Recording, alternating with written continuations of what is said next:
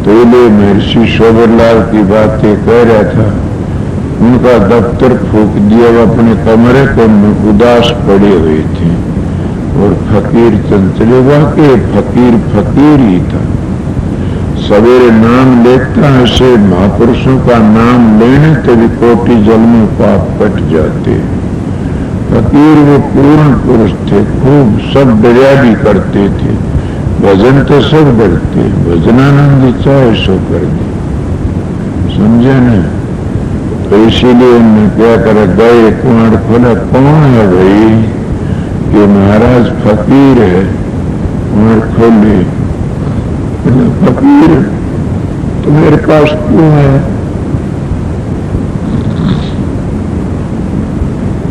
मेरा आज कोई नहीं है इस संसार में, तो क्यों आया?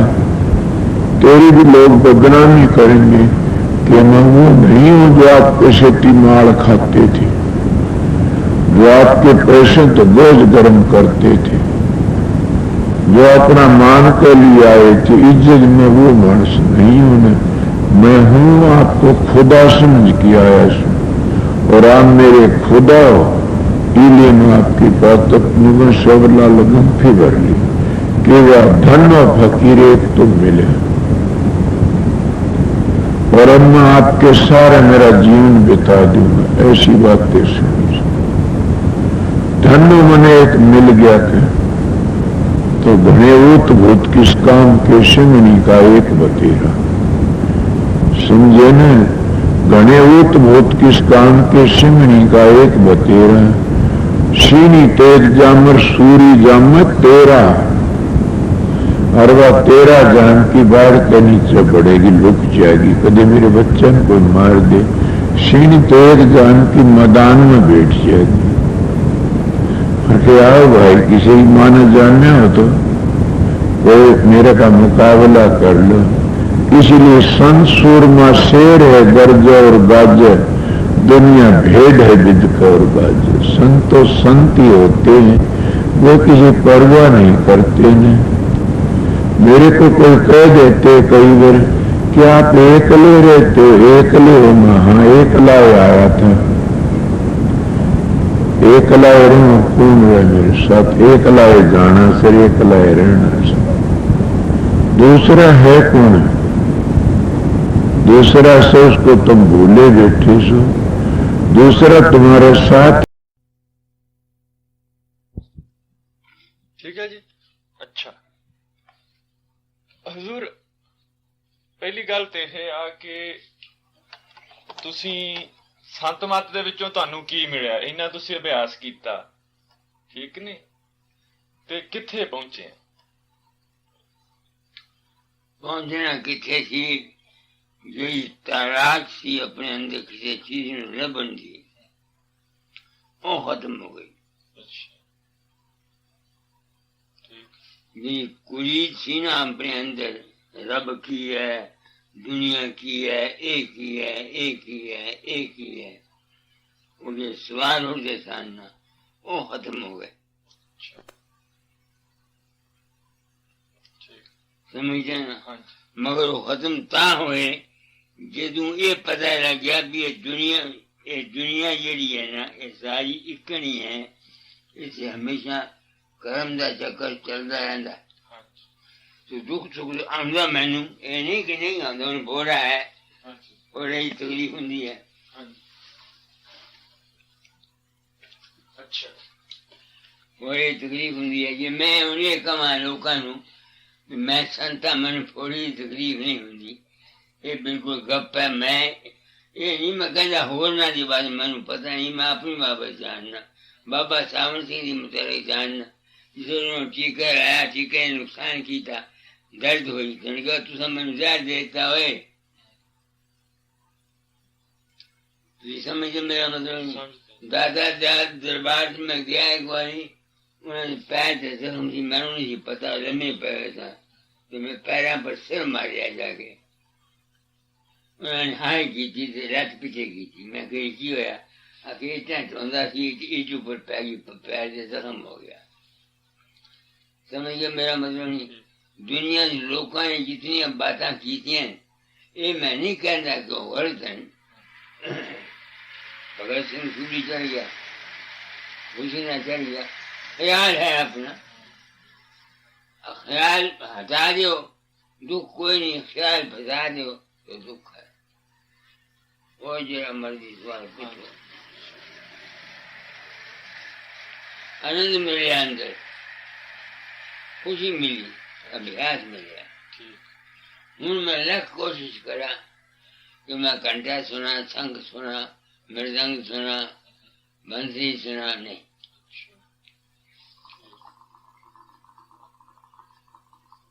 क्योंकि वो जड़ियां मंदिर सन जिसम दियां पैरियां वो तो संतां छुड़ातियां, ये जी मंदियां मंदिर सियां ये तुसां लोगों ने मेरी छुड़ातियां।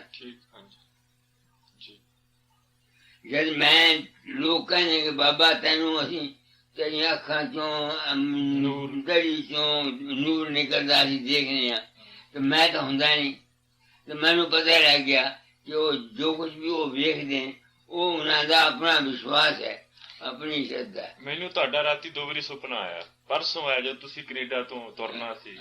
ਮੈਨੂੰ ਸੁਪਨਾ ਆਇਆ ਤੁਹਾਡਾ,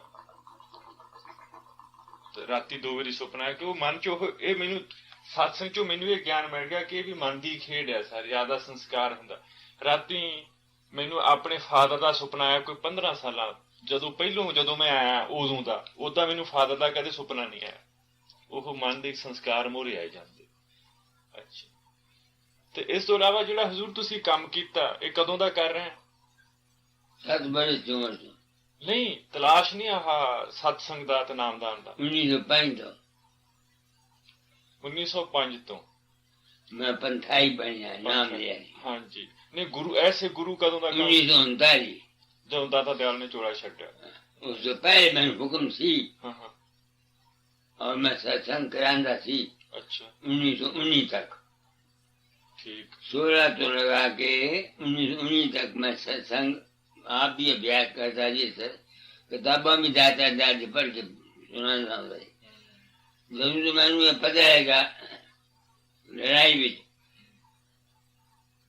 मैं फंस गया, आप उस दादा दाद मेरे अंदर प्रकट हुए। उन्होंने कहा इकन इकन कर दे। अंदर प्रगट हुए या इतना सामने आए? सामने मेरे अंदर, जिदा हुण आपां बैठे सामने मस्तक दे विच। मस्तक हुई, इतना बाहर नहीं आए? बाहर नहीं, मस्तक हुई सामने। अच्छा, सामने इन्होंने कह दिया अपना गोया बारी ना मारे, ठीक। बदू अपना मुर्दे चुक के रह जाएंगे। हाँ जी।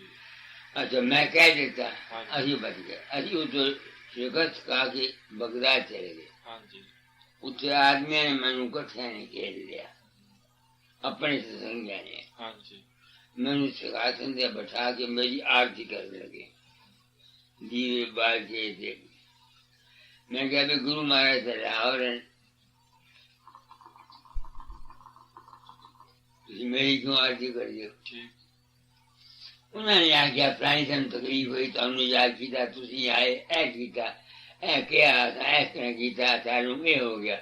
मैं तो गया नहीं थी, कदू मैंने होश आ गई। उस दिन के बाद मैं 1919 का वाक्य आरती करने गया, बड़ा 13,000 रुपये सामान लेके। उन्होंने फिर मैं सब कुछ लिखा, किताब तोहफा दरवेश लिखी। और मैं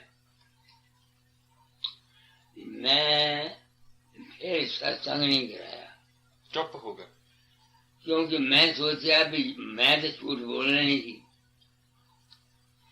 ये मैं सत्संग कराया तो मैं सच्ची गल कह देनी है कि उसे दाता दादी समाधि दादा दादी ताम से किसी ने पैसा नहीं देना। तुझे मेरी गल सुनी? बिल्कुल समझते। इस वास्ते मैं सत्संग नहीं कराया। मगर मेरे दिन में जो हुक्म सी 1939 चोरा छड़न का वेला कदू बता देती थी, मैं आई Solomon promised that I shall spread the truth throughout the world to the best of my ability and circumstances. और उस मेरे ख्याल का नतीजा यह है कि आशीष शर्मा मेरे कंटेक्ट आ गया। मैं अमेरिका आ जाना, थोड़े को आ जाना, बाहर चला जाना, काले होते फिरना। मैं किसी को नाम नहीं देता जिसने दूसरे आदमी नाम दे दे। ਕਿਸੇ ਨੂੰ ਨਹੀਂ ਦਿੱਤਾ?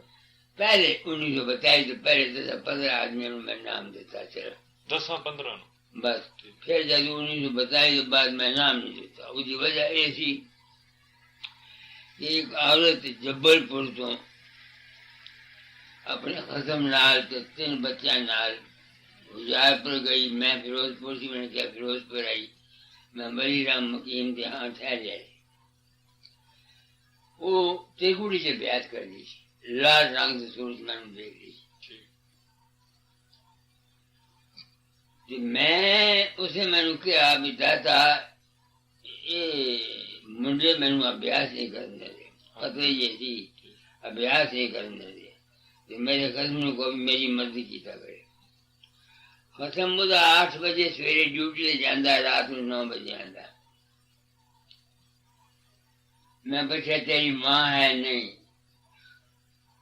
सस है? नहीं। ननान है? नहीं। कोई और है मत करने वाला? कोई। उस वक्त तो मैं नहीं सोचा, नहीं किया उसने, मगर बड़ी राम मकीन में क्या बड़ी राम मेरी इल्म मैनू कहता है हाँ जी कि इस दा 3 बच्चे मर जाएंगे। जी क्यों?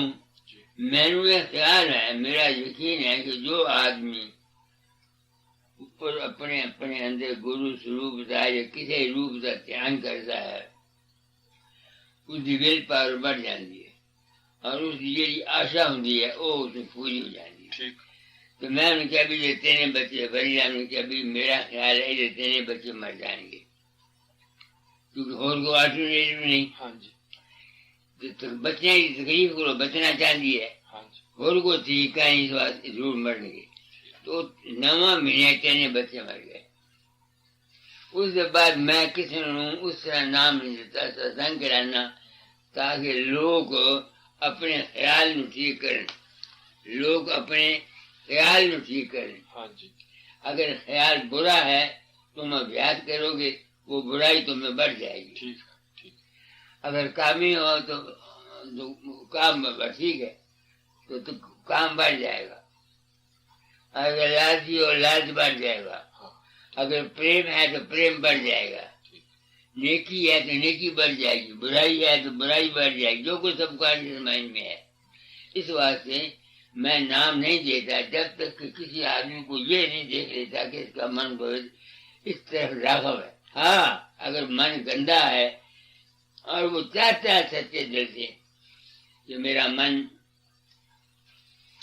साफ हो जाए, वो अभ्यास करे तो उसको फायदा है। अच्छा, मैंने ये बात किसी को कही नहीं जैसे मारी, क्योंकि आजकल तो ये उपदेश है ना कि जो किसी को नाम देता है नाम दवा दो 10 आदमियों बड़ा बड़ा पुण्य। तो मैं गया आगे उसे हजूर महाराज जी प्रेम पानी ले आया, राय साहब उसे लिखे है जिनके मन गंदे हैं जी और गंदगी उसको साफ नहीं कर, उसको दूर नहीं कर सकते या करना नहीं चाहते, उनको अभ्यास बिल्कुल नहीं करना चाहिए थोड़े सब योग का, वरना उनका आधा नुकसान होगा। ठीक है। अच्छा महाराज जी, ਜਿਹੜੇ ਤੁਸੀਂ satsang ਕਰਾਏ, satsang ਕਰਾਉਨੇ ਆ, ਤੁਹਾਡੀ ਨਜ਼ਰ ਦੇ ਵਿੱਚ ਕੋਈ ਇਹੋ ਜਿਹਾ ਬੰਦਾ ਆਇਆ ਜਿਹਨੇ ਉਹਦੇ ਤੋਂ ਫਾਇਦਾ ਉਠਾਇਆ ਹੋਵੇ? मैं नहीं समझा। ਤੁਹਾਡੇ satsang ਕਰਾਉਂਦਿਆਂ ਨੂੰ 40-50 ਸਾਲ ਹੋ ਗਏ, ਤੁਹਾਡੇ ਸੰਪਰਕ ਦੇ ਵਿੱਚ ਕੋਈ ਇਹੋ ਜਿਹਾ ਮਨੁੱਖ ਬੰਦਾ ਆਇਆ ਜਿਹਨੇ ਪੂਰਾ ਫਾਇਦਾ ਉਠਾਇਆ ਹੋਵੇ, ਜਿੱਦਾਂ ਤੁਸੀਂ ਜਿਸ ਆਸ਼ਾ ਨੂੰ ਮੁੱਖ ਰੱਖ ਕੇ satsang ਕਰਾਉਨੇ ਆ, ਜਿਵੇਂ ਹੁਣ ਤੁਸੀਂ ਇੱਥੇ ਆਏ ਆ, ਅਮਰੀਕਾ ਗਏ ਆ, ਕਿਸੇ ਚੀਜ਼ ਨੂੰ ਮੁੱਖ ਰੱਖ ਕੇ ਆਏ ਹਨ? ਤੁਹਾਡੀ ਲਾਈਫ 'ਚ ਕੋਈ ਇਹੋ ਜਿਹਾ ਬੰਦੇ ਆਏ ਆ ਜਾਂ ਬੰਦਾ ਆਇਆ ਜਿਹਨੇ ਪੂਰਾ ਫਾਇਦਾ ਉਠਾਇਆ ਹੋਵੇ? मैं तेन 2 फायदे दसना भाई, किसी दे दिल दी हालत दा पूरा पता मैं नहीं लगा सकदा। ਇੱਕ ਗੱਲ ਚੋਂ ਗੱਲ, ਫਿਰ ਜਿਹੜਾ ਕਿਤਾਬਾਂ ਦੇ ਵਿੱਚ ਲਿਖਿਆ ਜਾਂ ਗ੍ਰੰਥ ਸਾਹਿਬ ਦੇ ਵਿੱਚ ਲਿਖਿਆ ਕਿ ਸੰਤ ਅੰਤਰਜਾਮੀ ਹੁੰਦੇ ਆ, ਇਹ ਰੌਚਕ ਗੱਲ ਹੈ? अंतर्जामी ने मैंने ये होंगे ਆਲੂ ਨਹੀਂ ਪਾਉਣਾ, ये ठीक है कि बाजे वक्त आदमी मेरे सामने आंदा है तो उस दे दिल दे भाव नू मैं समझ जाए। ਹਾਂਜੀ उसको कहते हैं इंट्यूशन। ਇੰਟੂਇਸ਼ਨ। ਠੀਕ दूसरे दिल के भाव नू और लोग ये समझते हैं कि कि बाबे ने मेरे ही सवाल का जवाब दिता। हाँ, ठीक। लोग ये समझे, हाँ जी। पर जिस तक मेरा ख्याल है, मैं धर्म ना कहना, मैनू ये पता नहीं होंदा कि इस आदमी का यह सवाल सी। हाँ, ठीक। सो ਜਿਹੜਾ ਆਹ ਪ੍ਰੋਪੋਗੰਡਾ ਕਰਦੇ ਆ ਕਿ ਗੁਰੂ ਬਿਆਸ ਬੈਠਾ ਜਾਂ ਗੁਰੂ ਗੋਬਿੰਦ ਸਿੰਘ ਲੈ ਲਓ, ਕਿਸੇ ਨੂੰ ਵੀ ਲੈ ਲਓ, ਸਾਰੇ ਦੁਨੀਆ ਦੇ ਇਕੱਲੇ ਇਕੱਲੇ ਜੀ ਦੀ ਹਾਲਤ ਜਾਣਦਾ, ਉਹ ਬਾਹਰ ਦਾ ਗੁਰੂ ਨਹੀਂ ਹੈ। ਇਹ ਉਹ ਬਿਲਕੁਲ ਜਿਹੜਾ ਅੰਦਰ ਤੁਹਾਡਾ ਪ੍ਰੇਰਕ ਆ, ਬਿਲਕੁਲ ਝੂਠ ਹੈ, ਮੈਂ ਨਹੀਂ ਮੰਨਦਾ। ਜਿਹੜਾ ਅੰਦਰਲਾ ਪ੍ਰੇਰਕ ਅੰਤਰਜਾਮੀ ਉਹ ਆ, ਉਹ ਹੈ ਅੰਦਰ ਦਾ ਪ੍ਰੇਰਕ ਜਿਹੜਾ। मेरे ना एक वाक्य गुजरा। एक ग्वालियर से एक औरत है, उसका खावंद है ठेकेदार, अच्छा, ठीक। उसका खावंद है ठेकेदार। हाँ जी। वो रुपये की लोड़ से पौधी ठेकेदार है। एक विधवा औरत थी, उसे कोई रुपया लेना होता, हाँ जी। तो उसने लिखा मेरे रुपये की लोड़ है। उसने कहा कि तुम गल सुनो सर, नंबर हाँ जी, ठीक। उन्हें समझाया, भाई उन्हें बुलाया। उसकी औरत ਨੂੰ शक सी, वो जेड़े चलने लगा, उन्होंने ख्याल थी कि शायद वो विधवा जेड़ी जनानी जिसको रुपया लेंदा वो कुछ खराबी न करे। उसने चलने गया, अपने खावंद ने कहा कि तेरा रखा दाता जा रहेगा, तू जा। उस औरत ने मैं लिखा, उस खाम ने लिखा कि वो इस कमरे की एक पासे वो औरत सुती पई, एक पासे वो मर्द सुता पे। वो मर्द कहता मैं 4 वारी गया उस औरत को जान लगा, रस्ते बाबा फकीर छोटी लगे खड़ोता जी, बाबा फकीर छोटी लगे खड़ोता जी। मैं उस औरत को जा नहीं सकिया। तो फिर गल सुन के मैं इस गल के नतीजे से पहुंचा कि वो जरा ख्याल उस औरत ने उस आदमी को दिता, तेरा रखा दाता जा रहेगा, वो चूंकि जीव ज्ञानी थी, तो जिस वेले वो तीवी को 2 बारी या 3 बारी जाने लगा, अगे उसे अपने ख्याल में मेरा रूप बना के खड़ा करता। मैं नहीं गया, मैं आप नहीं गया। जितनी गल्ला हैं दुनिया में सब रोचक है। दादा दाल ने खुद अपनी किताब में लिखा है कि मेरी बानी रोचक है। रोचक बानी दे बहुत सारे अधिकारी हैं, सच्चाई दे बानी दे कोई अधिकारी नहीं। बैठ जाओ, रोचक बानी दे सब दुनिया अधिकारी है, भयानक दे सच्चाई का कोई गाहक नहीं। अगर कहीं भी जाए तो आत्मा मनता है, ये मेरे ना बीती है। इसी तरह बाबा गुरु गोबिंद सिंह साहब नाल, बाबा की नाम है बेला नहीं भाई जोगा हुशियारपुर आया, हुशियारपुर आया सी, काबल तो आया। हाँ, उसकी गल भी सुनी हुई, पढ़ी है जी, बिल्कुल ग्रंथ है ये। अच्छा, बाकी मुड़ के गल ਉਹ ਵੀ ਕਿਸੇ ਬੰਦੇ ਨੂੰ ਫਾਇਦਾ ਹੋਇਆ। फायदा भरम चले गए, लोगों के वहम चले गए। हाँ जी। वो हूं इस बात की परवाह नहीं करते असि साधन करिए या ना करिए। उन्होंने एक विश्वास बैठ गया, ये आदमी मेरे को है, वो कहते जी सानू चिंता कोई नहीं, फिक्र कोई नहीं, गम कोई नहीं, मरण का डर कोई नहीं। ऐसे आदमी ने 5-4 आदमी उन्होंने कही है। ये मैनू पता नहीं कि उन्होंने मेरे नाल सच किया या उन्होंने मेरे नाल झूठ किया। ये उन्होंने गल उन्होंने नाल है, मेरे नाल नहीं। अच्छा, वो जेडे 5-4 बंदे आ, वो कौन कौन सी? एक पूरे नाम याद है। एक तो मास्टर मोहन लाल है, ਤੁਹਾਡਾ फ्रेंड जेड़ा वाइस प्रेसिडेंट है। वो कहता बाबा जी, वो सारी उम्र में सन्यासियों ने पैर टोट के पींदा मर गया। अच्छा। तो खोलता जुतियां खोल के पेंदे लत्तां दबांदा मर गया। मैनू शांति है। वो मेरे ना प्रेम जरूर कर, ये अज्ञान उसका जरूर है अभी तक। अच्छा। वो मेरे नाल प्रेम करता है, समझे ने? तो मैंने वो अपना मित्र या सज्जन समझता है। गुरु उन्होंने बाबा सावन सिंह है। अच्छा। गुरु उन्होंने बाबा सावन सिंह है। मैं ਉਹਨਾਂ ਦਾ ਗੁਰੂ ਨਹੀਂ ਬਣਿਆ, ਹਾਂਜੀ ਮੈਂ ਉਹਨਾਂ ਦਾ ਯਾਰ ਬਣ ਗਿਆ, ਇੱਕੋ ਹੀ ਗੱਲ ਹੈ। ਦੋਸਤ ਬਣ ਗਿਆ। ਹਾਂਜੀ ਠੀਕ। ਇਸ ਤੋਂ ਇਲਾਵਾ ਹੋਰ ਕੋਈ ਉਹ ਕੀ ਜਿਹੜੇ ਬੰਦੇ ਨੂੰ ਤੁਹਾਡੇ ਸਤਸੰਗ ਤੋਂ ਫਾਇਦਾ ਹੋਇਆ ਹੋਵੇ?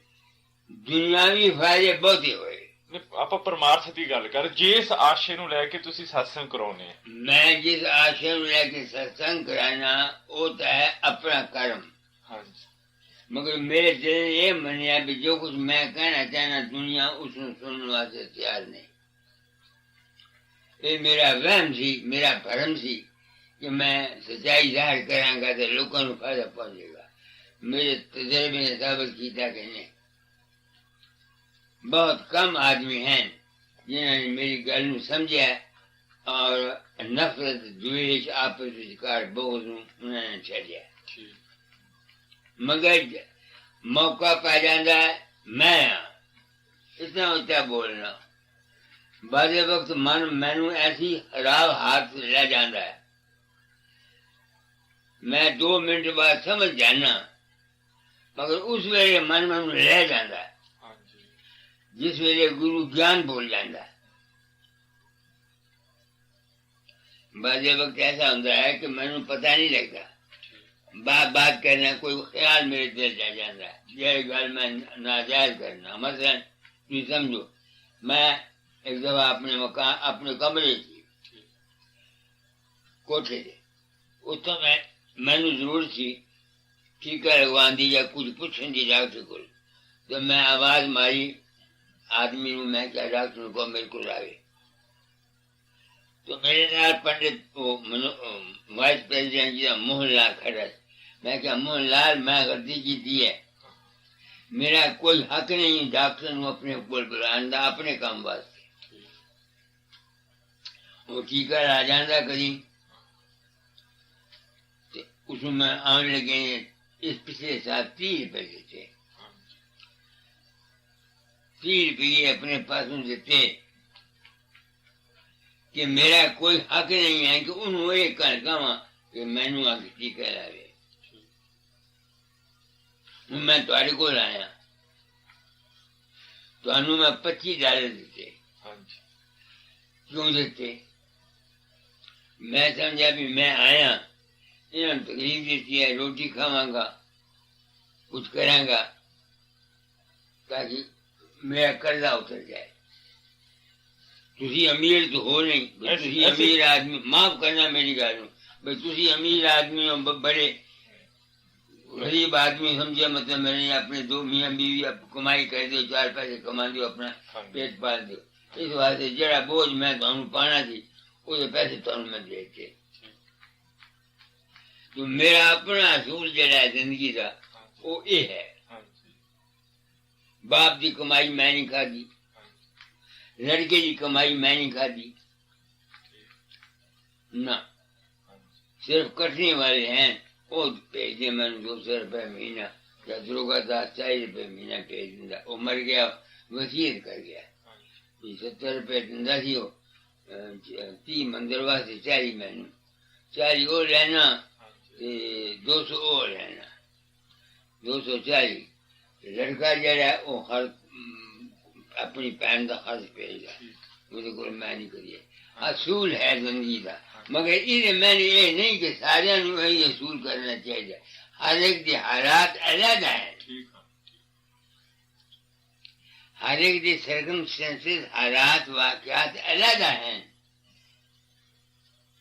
मगर मैं इस हक में हाँ कि अगर एक बाप के को रुपया है अपना, उसका कोई हक नहीं कि लड़के को मंगे कुछ ही ना। लड़का अगर कोई 2 पैसे 4 पैसे दे देता तो वो वर्त रहे तो कोई हक नहीं, उसका हक नहीं है कि उम्मीद रखे।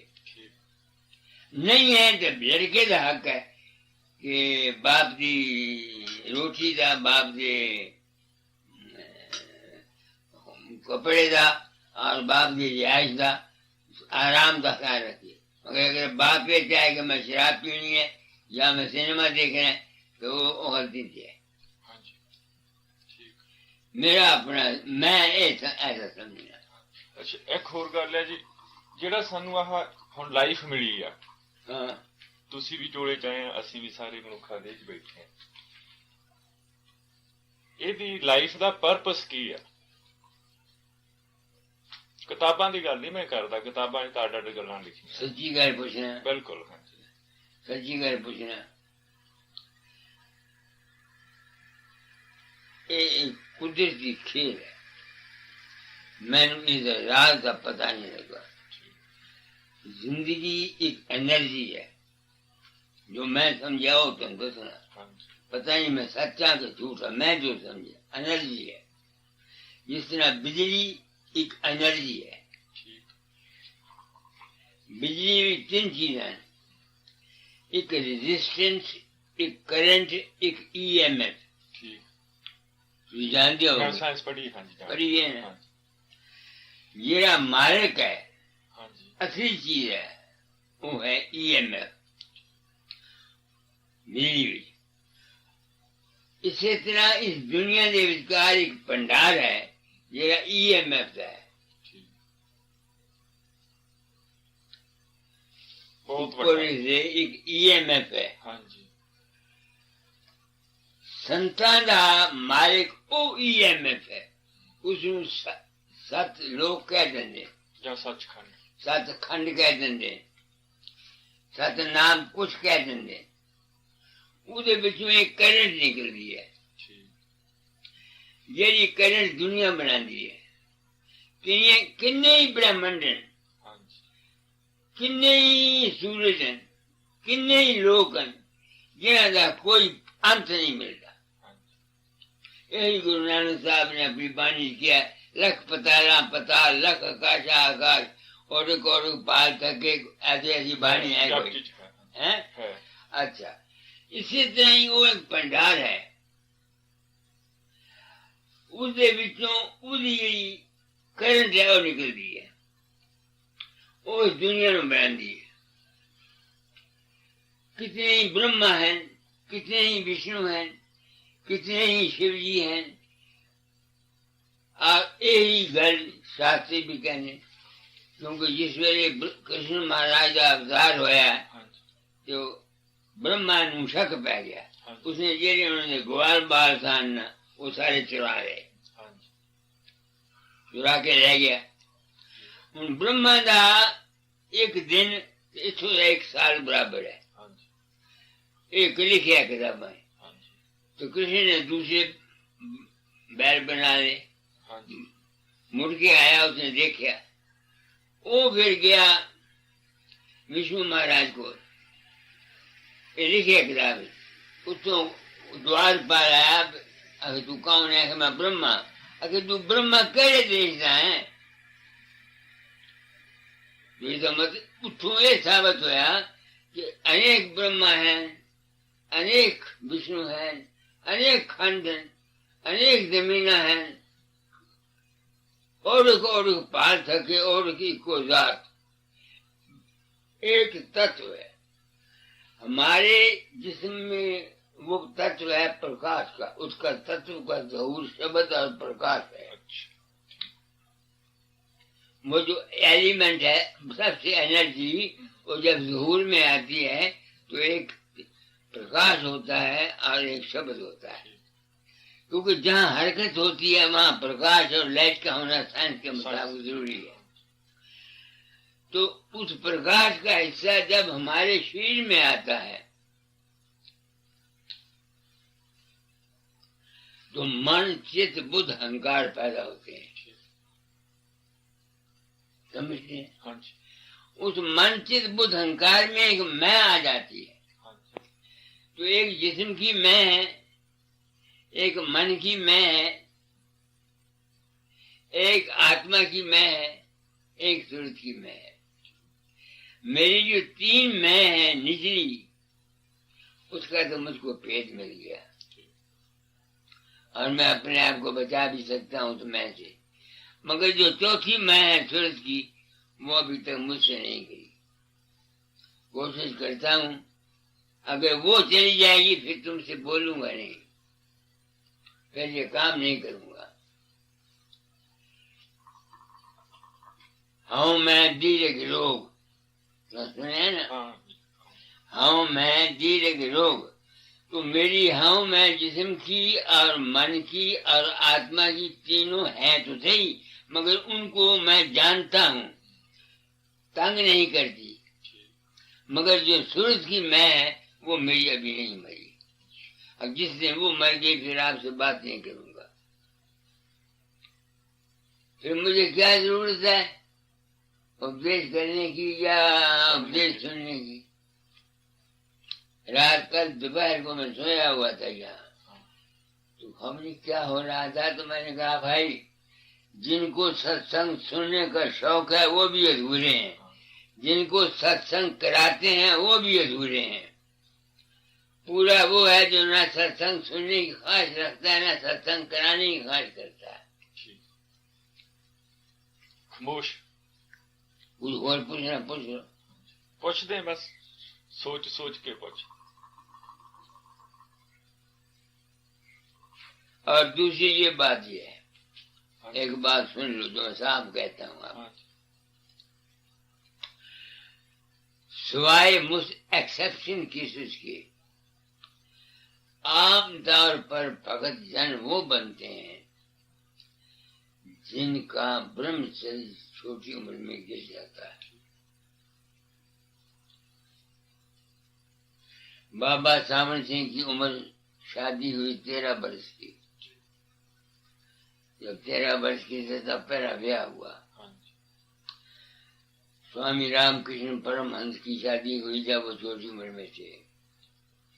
राय साहब राम की शादी हुई जब वो 12 वर्ष के थे। तो मेरी समझ में ये आया है कि जिस नौजवान को मैं ज्यादा भक्ति करते हुए देखता हूँ, मुझे फौरन पता लग जाता है कि इसकी सख्त में कमजोरी है। और ये बात 100% ठीक निकली है। मेरा अपना केस मेरे साथ है।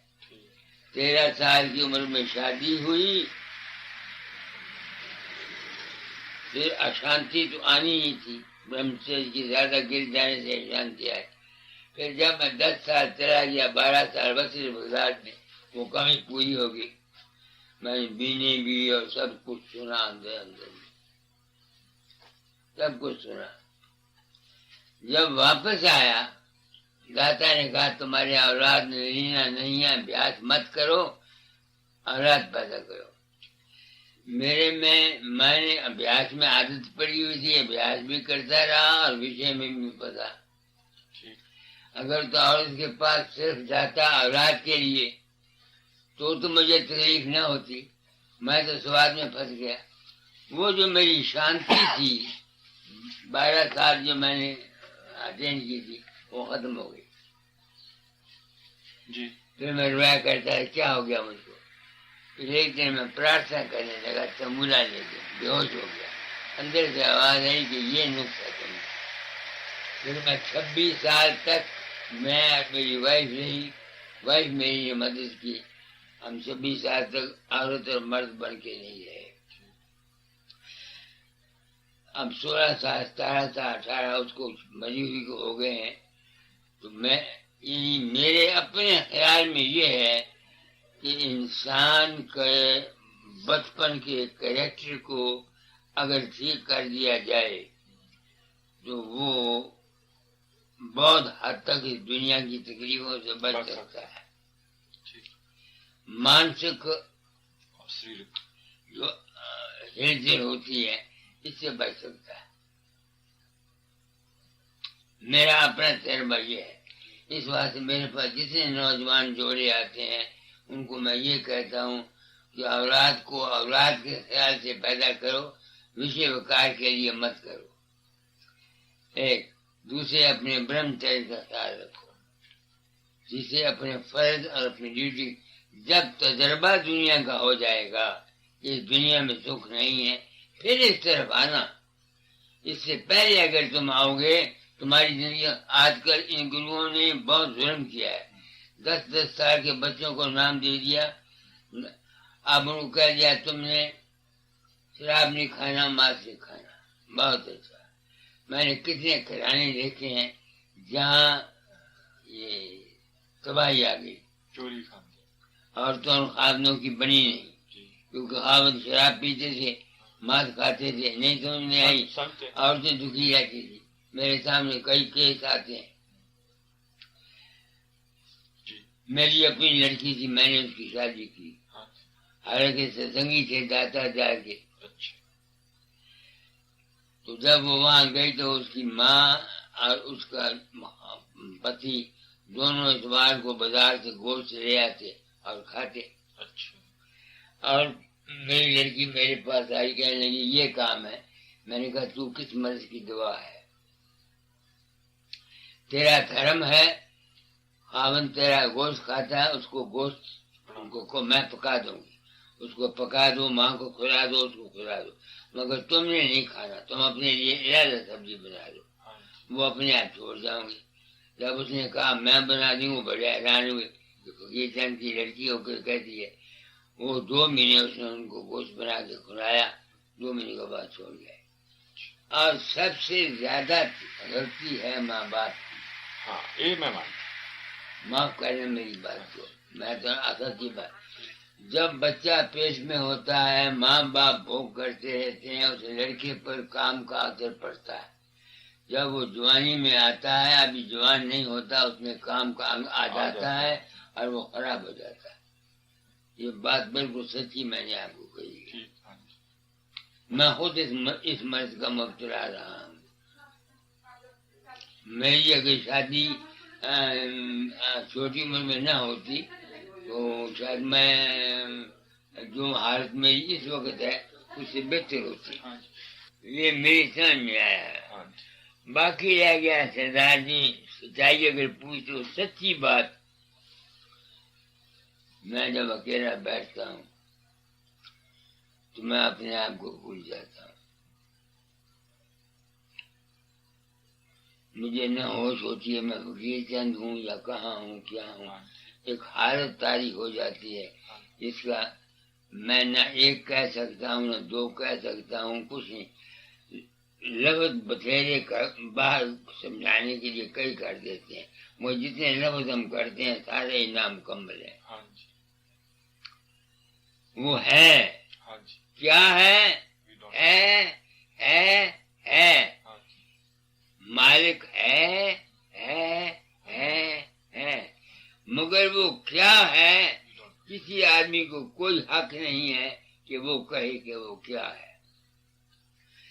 संतान ने उसको उन्मन कह दिया, किसी ने हैरत रूप कह दिया, किसी ने ला मकानी कह दिया। आप समझे? ये सृष्टि का कर्म क्षेत्र चलता रहता है। ये मैं है हमारे अंदर, या तो इसको कर्म से ठीक करो, या भक्ति से इसको ठीक करो, या ज्ञान से ठीक करो।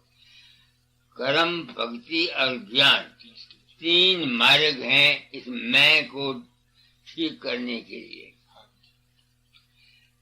कर्म में भी निष्काम होना चाहिए। अगर निष्काम नहीं है तो वो उसका फल लेने के लिए जान खाएगा वो। बस दो लो कोई नहीं। अग्रवाल ओ अग्रवाल तम्बाकू भाई, बस भाई कौन है जी? तम्बाकू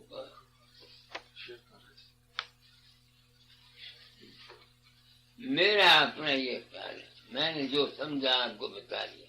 और धर्म से पूछते हो, मेरे हाथ में मुझको मरते दबा आग न मिले। उस प्रभु की लीला को मैं तो बेखौफी कहूंगा। न कबीर को पता लगाया, न राधा स्वामी को, न नानक को, न किसी को, कोई जान नहीं सकता कि वो क्या है। सच्ची बात है, जितनी जितनी जिसकी बुद्धि थी उतनी उतनी वो कह गया। असल में क्या है कुछ पता नहीं, बोलने की जरूरत नहीं, खामोशी के सिवा और कोई चारा नहीं। Silence in the beginning and silence in the end, कोई कुछ नहीं कह सकता।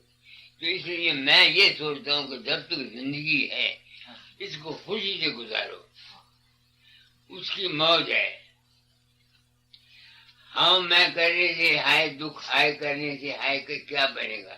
जो हो रहा है किसी को क्या पता। मैं नहीं ऐसा समझा। इसमें को कबीर का भी एक शब्द है, कर्म गत चारे नारे चले। ऋषि वशिष्ठ से पंडित ज्ञानी शोध के लगन धरे, सिया हरण मरण दशरथ का कहु न सूझ पड़े। आगे लिखते हैं, आखिरी कड़ी है, सूरज चंद्रमा भानु सन विधि संयोग पड़े। यानी जितने ग्रह हैं विधि उनकी तरीके से हर एक को पूछना पड़ता है। ये अब मुसलमानों का ये 2.5 साल, मुसलमान जितने राज हैं ये 2.5 साल का टाइया आया हुआ है। इनको हर तरफ से मुसीबत ही मुसीबत है। एक गल हो रहा महाराज, सानू ये ख्याल दिता गया गुरबाणी विच ते संतां दी बाणी दे विच भी कि जीव आउंदा जांदा है। हाँ जी, ठीक है। आउंदा ते असीं जन्म सारिਆਂ ने लिया और शरीर दा अंत हुंदे भी असीं सारे देखते। वाकई ही आउंदा जांदा। हाँ। पिछला जन्म है, पिछला जन्म और अगला भी है। अगले भी है। इसका प्रूफ है कोई? इसका प्रूफ मेरे तजर्बे जेड़ी गल है ये ओ कहना ਤੁਹਾਡੇ पर्सनल तजर्बे। पर्सन से मेरी लड़की प्रेम प्यारी कोयते में थी, तो मैंने अपनी बड़ी लड़की को 40 तोले सोना और बड़ा भारा दाज दिया। इस लड़की को मैंने सिर्फ 1,500 में शादी कर दी, 5 तोले सोना दिया। कोटे चली गई, बीमार हो गई। जब जाने लगी तो मेरी औरत ने मेरे साथ झगड़ा किया कि ये तुमने क्या किया, जब उसको इतना दिया तो इस लड़की को क्यों तुमने थोड़ा दिया? कुछ भी नहीं दिया। मैं उसको कुछ नहीं बोला, लड़की चले गई। मैंने कहा बेटी पिछले जन्म के 700 रुपए मैंने तेरा कर्जा देना है, अगर अब ले लो तो तुम्हारा मेरा रिश्ता टूट जाएगा। इस वास्ते जब अपना मकान बनाएगी उस वक्त तुमने, अगर मैं रहा तो मुझसे ले लेना, तो अपने पैसे से ले लेना। वो चली गई। वो बीमार हो गई 4 साल के बाद। मेरी औरत ने मजबूर किया, 6 महीने में 100 रुपया भेजता रहा। जब 7वां महीना आया औरत ने फिर मजबूर किया, तो मैंने 100 रुपया का का ड्राफ्ट लेके पंजाब नेशनल बैंक से कोर्ट भेज, उसने भेज दिया। मैंने छुट्टी ली, औरत को वहां छोड़ आया। उसको बोला कि अब जो मर जाएगी। लड़की मर गई। मेरी औरत आई, मैंने पूछा उसका अंत समय क्या हाल हुआ। उसने बोला पहले उसने याद किया देशराज को, अपने पति को। वो अस्पताल गया उसे दवाई लेने। फिर उसने याद किया सरला बलीराम की लड़की को, और उसके प्राण निकल गए। इतने में दूसरे दिन बलीराम हकीम आया मेरे मकान में अफसोस करने के लिए। मैंने कहा बलीराम काय को अफसोस करता है, तेरे घर में लड़की आएगी। कहेंगे मेरे घर में कैसे? मगर तेरी लड़की के सरला क्या आएगी? कहने कैसे? मैंने कहा उसने आखिरी दम पर सरला को याद किया था। अंत मता सोगता। तो उसने बोला लड़की को तो 4था महीना है। मैं कहा रूह जो है 4थे महीने आती है, जिसमें बन जाता है पेट में तो फिर सुरत आती है।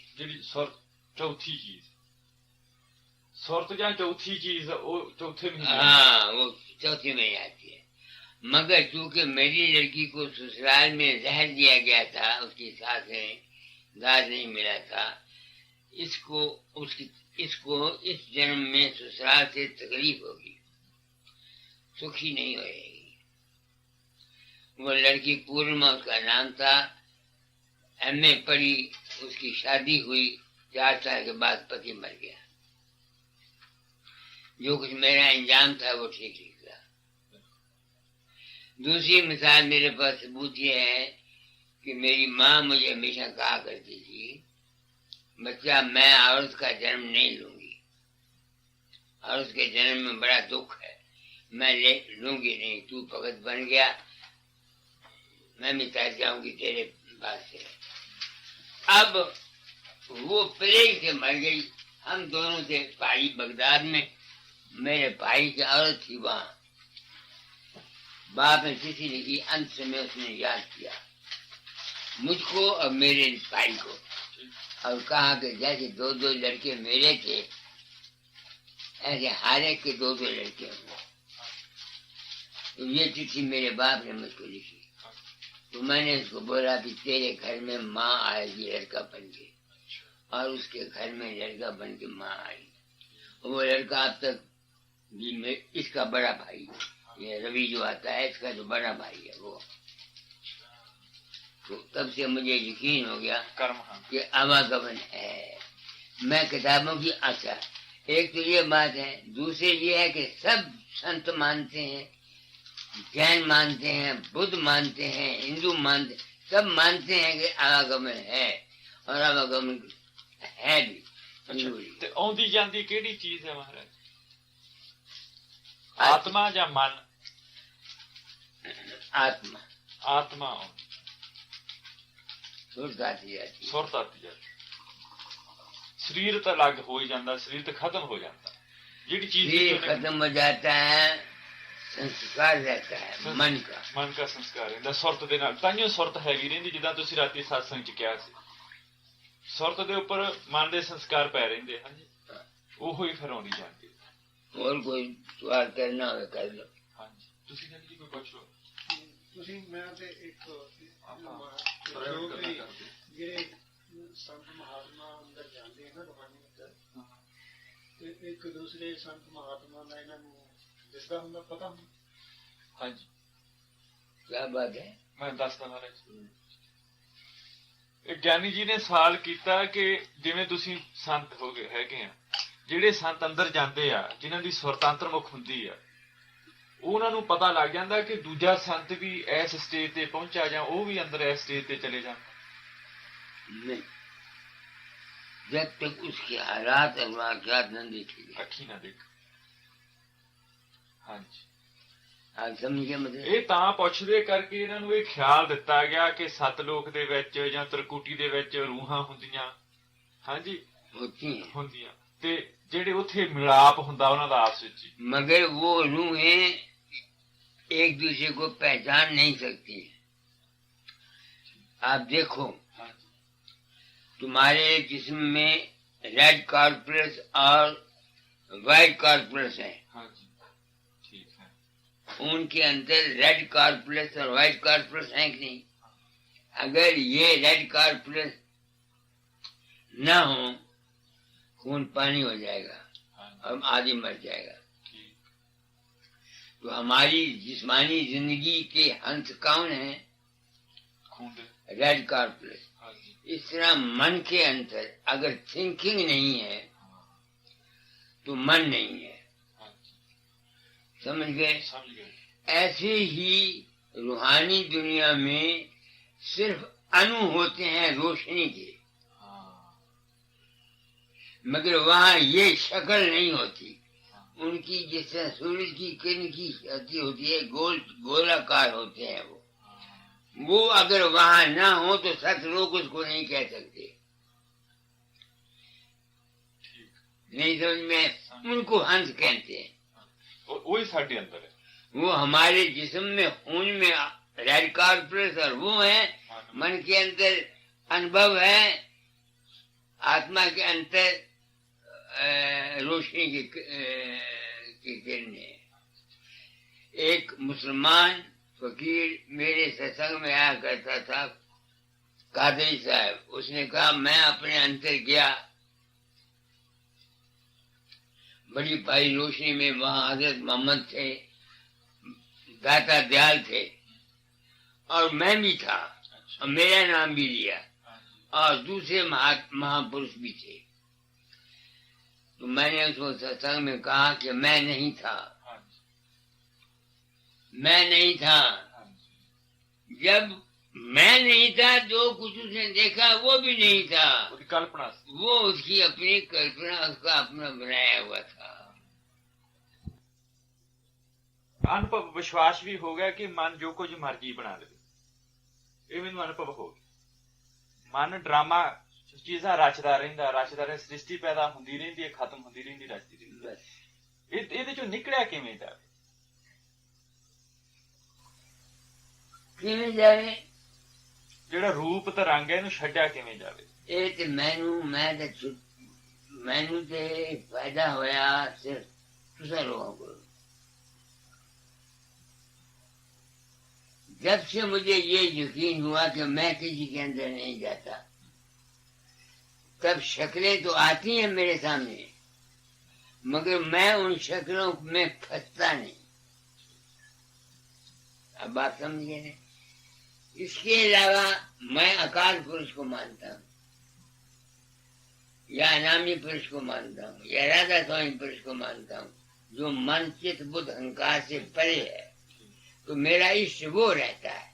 मगर जब कभी मन में आता हूँ दुनिया के काम में, उस वक्त मैं गुरु के स्वरूप का सहारा लेता हूँ। ਖੁੱਲ ਗਿਆ। ਸੋ ਤੁਹਾਡੇ ਕਹਿਣ ਦਾ ਮਤਲਬ ਇਹ ਆ ਕਿ ਜਦੋਂ ਮੈਂ ਅਭਿਆਸ ਦੇ ਵਿੱਚ ਬੈਠਦਾ, ਠੀਕ ਨਹੀਂ, ਤੇ ਜੇਕਰ ਮੈਂ ਇਹਨਾਂ ਸੈਂਟਰਾਂ ਤੇ ਸੁਰਤ ਜਮਾਉਣਾ ਤੇ ਰੂਪ ਆਉਣਗੇ। आऊंगी, जरूर आऊंगी। ਅੱਛਾ, ਤੇ ਇਦੋਂ ਉੱਪਰ ਚਲੇ ਜਾਵਾਂ, फिर शब्द को सुनो। ਸ਼ਬਦ ਜਾਂ ਪ੍ਰਕਾਸ਼ ਕੋ। ਤੇ ਇੱਥੇ ਤੇ ਜਿਵੇਂ ਜਾਗਰਤ ਅਵਸਥਾ ਚ ਤੇ ਹੋਣਾ ਹੀ ਆ। ये तो रहेंगे, ਬਸ ਠੀਕ ਹੈ, clear। कोई रोक नहीं सकता है ਤੇ ਨਾ ਹੀ ਰੋਕਣ ਦੀ ਲੋੜ ਹੈ। ये तो आएंगे। जैसे जैसे संस्कार तुम्हारे अंदर पड़े हुए हैं, वो शक्लें हैं। मैंने आपको बताता हूँ कि मुझको मंदिर बनाए हुए 18 साल हो गए, कभी मंदिर सपने में नहीं आया। वहाँ के जितने कर्मचारी हैं कोई सपने में नहीं आया। बाहर इतने सत्संग कराता हूँ, कभी आप लोग सपने में नहीं आए। मगर रेलगाड़ी और तार, माँ और बाप और बीवी, कभी कभी भाई, या कभी साल के बाद लड़का, ये जरूर सपने में आता है। या सपने में मैं अभ्यास करता रहता हूँ, या सपने में मैं अभ्यास करता रहता हूँ। इससे क्या साबित हुआ मुझको कि जिस काम में मेरा जाति इंटरेस्ट नहीं है, उसका असर मेरे दिमाग पर नहीं पहुंचता। मैं आप लोगों के साथ मिलता हूँ, आपका कोई अक्स मेरे पर नहीं पड़ता। आपके प्रेम के जवाब में प्रेम का जवाब दे देता हूँ।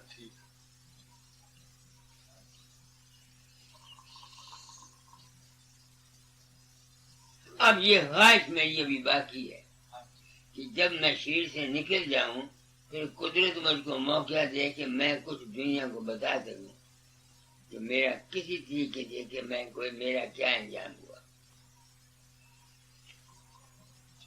खबर नहीं ये ख्वाहिश मेरी पूरी होगी कि नहीं होगी, ये मुझे पता है। इनकी तो हुई, बाबा जामर सिंह की और हराज साहब की हुई। हाँ, वो तो जब गुजर गए सारा मकान रोशन रहा कितनी देर तक।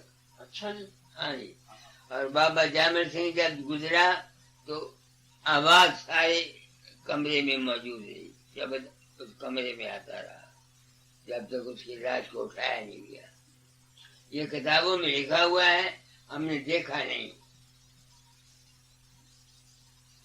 दादा दयाल थे, इनको बवासीर थी, इसी उम्र में इनको बवासीर की तकलीफ हुई। फिर ये दूध से इन्होंने उस तरह लेकर सिर से लेके पांव तक जितने बाल थे सारे उतरवा दिए। अच्छा।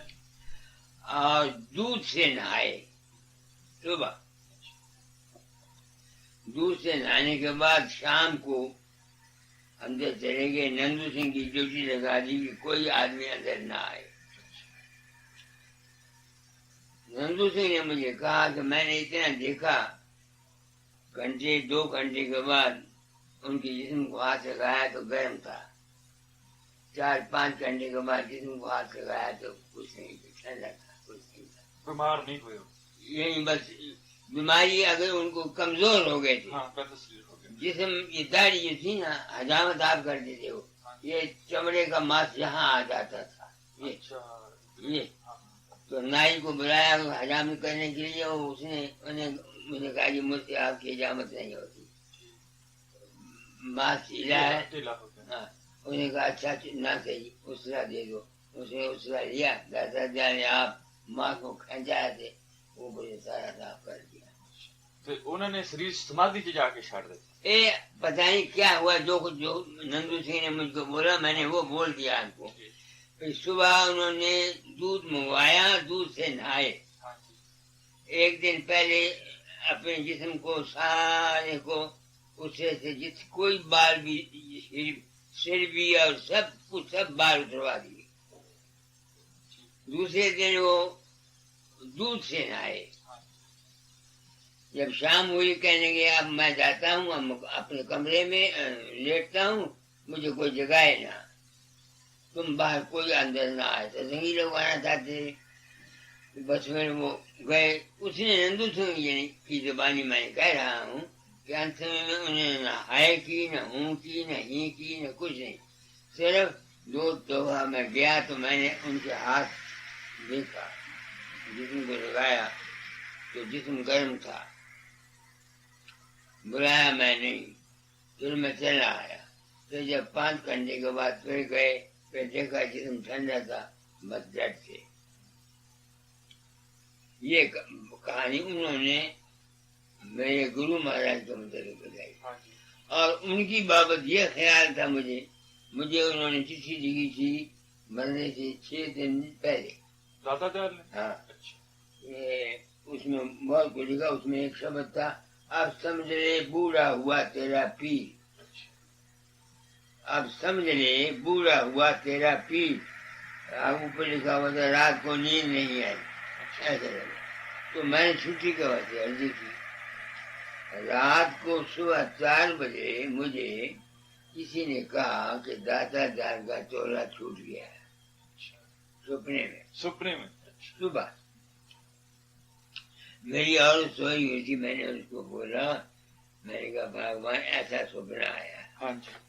तो मेरी औरत ने कहा, हाँ साथ ही मैंने क्या देखा कि 6-7 मील। हाँ जी। ठीक।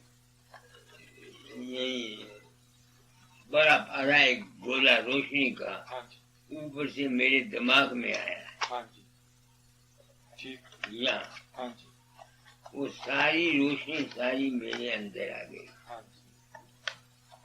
और एक नगीना किसी ने मुझे पेश किया, तरह तरह के उसमें रंग थे। हाँ जी।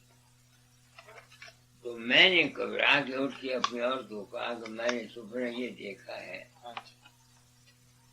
मेरी औरत ने कहा कि जिस आदमी के सपने की मौत का पता है उसकी उम्र लंबी होती है। अच्छा। तो मैंने चिट्ठी में यही लिख दिया दाता दार को कि आपकी चिट्ठी पहुंची, मैंने छुट्टी के लिए 10 दिन के लिए अप्लाई किया हुआ है, जब आएगी मैं हजूर की खिदमत में हाजिर होऊंगा। तो मुझे ये सपना आया है, आप अभी कुछ दिन और बाकी रहेंगे। ऐसा लिखा मैंने। तीसरे दिन मेरे पास चिट्ठी आ गई कि दाता दार चोला छोड़ गए। और फिर दुनिया का हिसाब बताओ, तुमको पता नहीं सरदार जी, दुनिया में गुरु मत्ती का जब चीज है।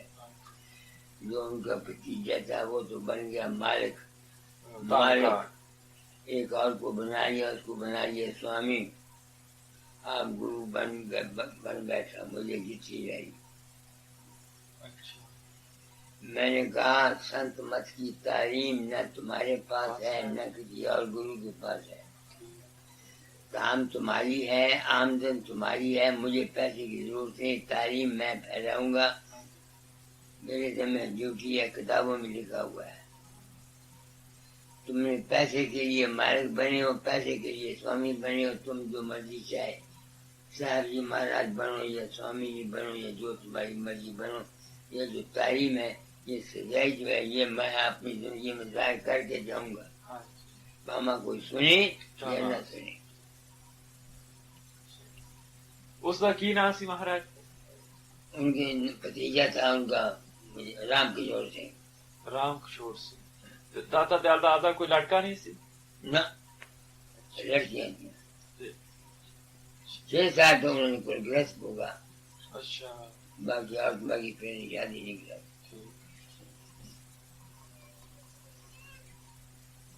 ਤੇ ਉਸ ਤੋਂ ਬਾਅਦ ਧਾਮ ਦਾ ਕੀ ਹੋਇਆ ਜੀ? नहीं ਉਸ ਤੋਂ ਬਾਅਦ ਧਾਮ ਦਾ ਕੀ ਹੋਇਆ? कहाँ वहाँ स्कूल है, कॉलेज है, वहाँ अब उनकी समाधि है। ਅੱਛਾ तो उनका भी झगड़े बने, हर एक आदमी अपनी आमदन चाहता है। मैं हर साल 2000 2500 रुपया दे देता हूँ वहाँ, तुम जानो भाई तुम्हारा काम जाने, वहाँ एक आदमी मुकर्रर किया हुआ है और भी उसके रिश्तेदार जो है वो आना चाहते हैं। मैं इस बात की परवाह नहीं करता, मुझे कोई ऐसे नहीं। ਸੋ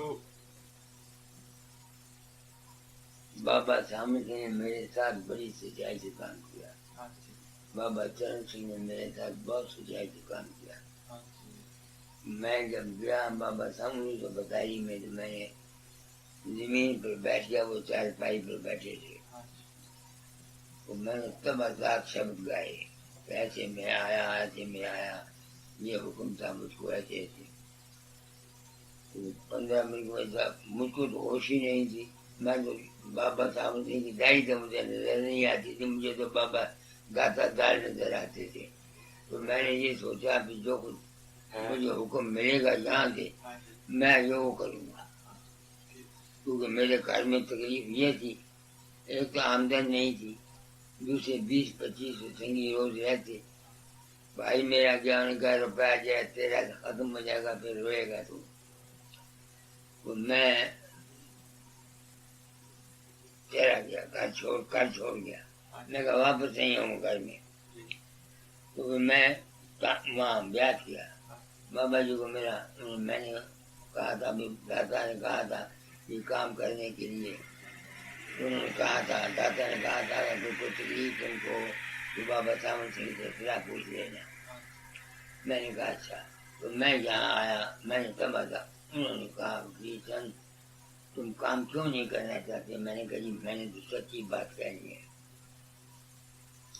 तो बाबा सामने सिंह ने मुझे कहा कि ये चंद मुझसे सच नहीं कहा गया, उसकी वजह कि दुनिया सच के अधिकारी नहीं है।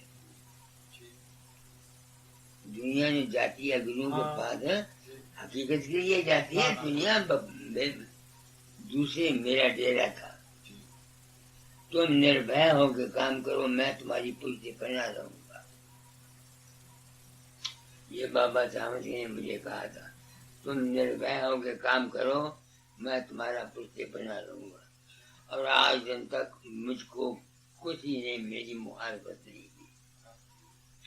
जितना मैं जोर का सत्संग बात पब्लिक में देता हूँ, यानी गुरुइज्म के झाक में हूँ, मगर गॉडिज्म को बरखलाफ बोलता हूँ, मगर किसी ने बरखलाफ मेरे नहीं कहा।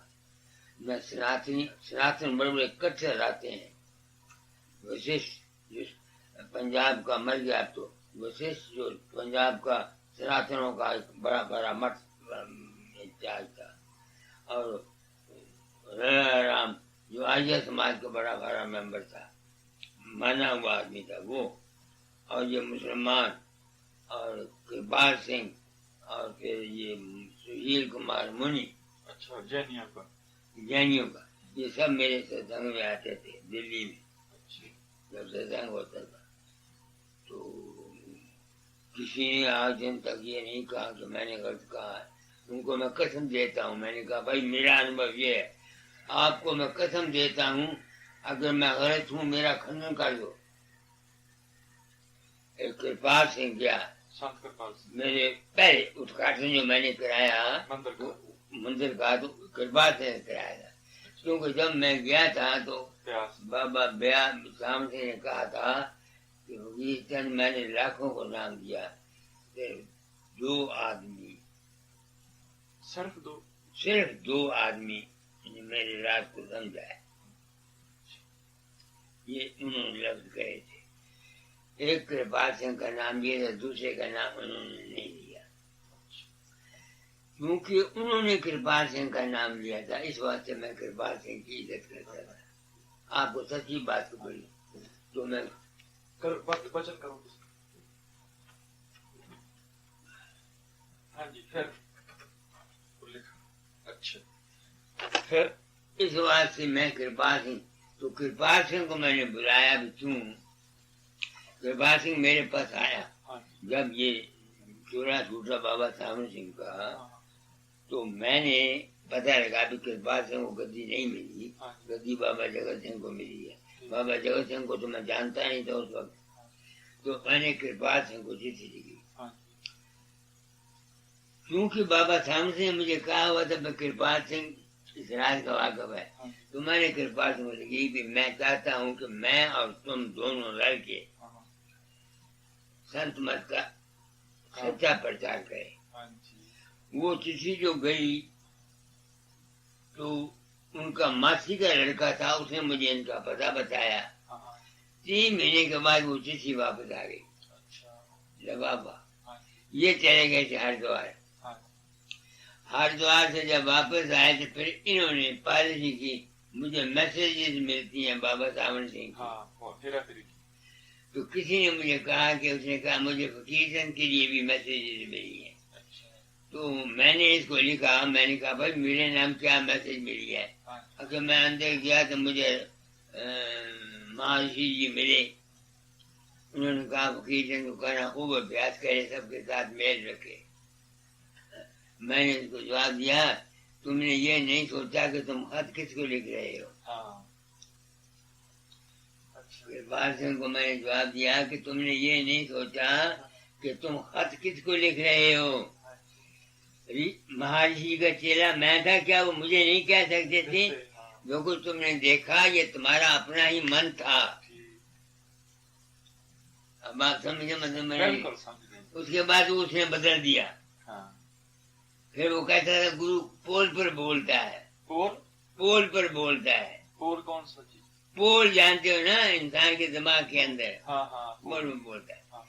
तो दूसरे में सत्संग हो रहा था। मैंने कहा एक बात मैं पूछना चाहता हूँ, जिसके अंदर आपका रूप जाता है, पोल उसका बना के तुम्हारा बना?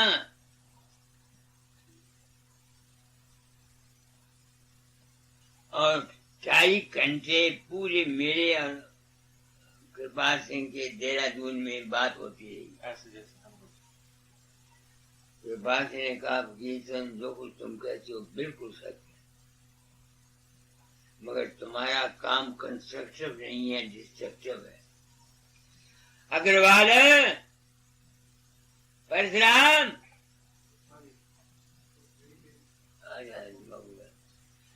परशुराम आ जाना